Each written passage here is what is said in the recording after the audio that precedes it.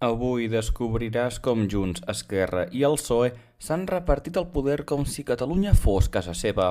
No són partits, són empreses de col·laboració. I tu, català emprenyat, en surts perdent cada dia.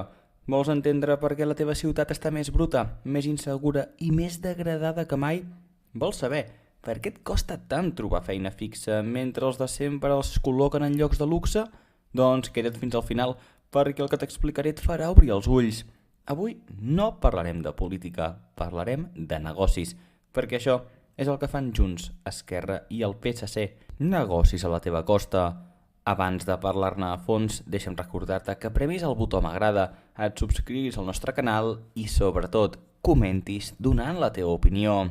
Ara sí, posem-nos en context. Comencem amb Junts per Catalunya. Eduard Gràcia és economista i membre de l'Assemblea Nacional Catalana. Ha estat nomenat membre del Consell d'Administració de Renfe.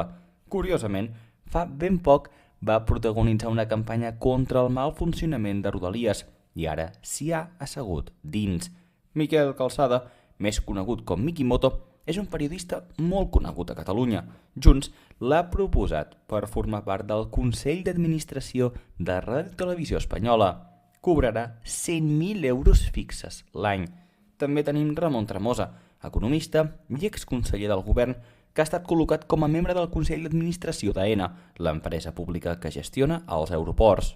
Pere Soler, exdirector general dels Mossos d'Esquadra, durant el referèndum de l'1 d'octubre del 2017, ha estat nomenat conseller de la Comissió Nacional dels Mercats i la Competència, més coneguda com la CNMC.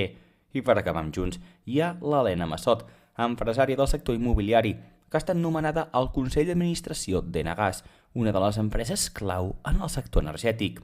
Passem ara a Esquerra Republicana de Catalunya. Sergi Sol, advocat i periodista molt proper a Oriol Junqueras, ha estat proposat per Esquerra per entrar també al Consell d'Administració de Ràdio Televisió Espanyola. De la mateixa manera que Calçada, Sergi Sol percebrà una quantitat fixa, atenció, de 100.000 euros l'any. Josep Maria Sales Prat és enginyer agrònom i expert en transició energètica. Ara ocupa un dels càrrecs com a conseller de la CNMC.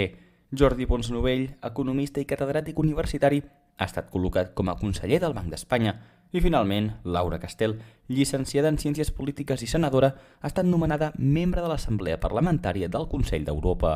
Tots aquests nomenaments han encès les tensions entre Junts i Esquerra, ja que les dues formacions competeixen per col·locar els seus a les empreses estatals més importants, especialment Renfe i AENA. Junts i Esquerra han pactat amb el PSOE per col·locar a dit els seus amics i coneguts en institucions i empreses públiques com Renfe, AENA, Ràdio Televisió Espanyola, el Banc d'Espanya o la CNMC. Des del 2018 han col·locat com a mínim 9 càrrecs de confiança, tots amb una cosa en comú: no representen el poble català, representen la seva guingueta, representen la cultura del jaure i el subsidi. Perquè sí, estimat espectador, mentre tu et trenques l'esquena per arribar a final de mes, mentre pateixes per la inseguretat creixent als barris, ells estan jugant al monopoli amb el teu futur. Mentre tu et diuen que t'has d'estrènyer el cinturó, ells reparteixen sous públics i cadires d'or entre els seus. I alerta, perquè això és un model de país, un model basat en el wokisme, en el llirisme, en el bonisme que ens ha portat al desastre, a la inseguretat desbocada, la pèrdua d'identitat i a la submissió absoluta a Madrid. Junts i Esquerra han traït Catalunya pactant amb el PSOE, el mateix PSOE que ens menysprea dia sí i dia també. I el PSC no en sortim pas millor, governen molts ajuntaments de Catalunya i allà on governen la degradació és absoluta.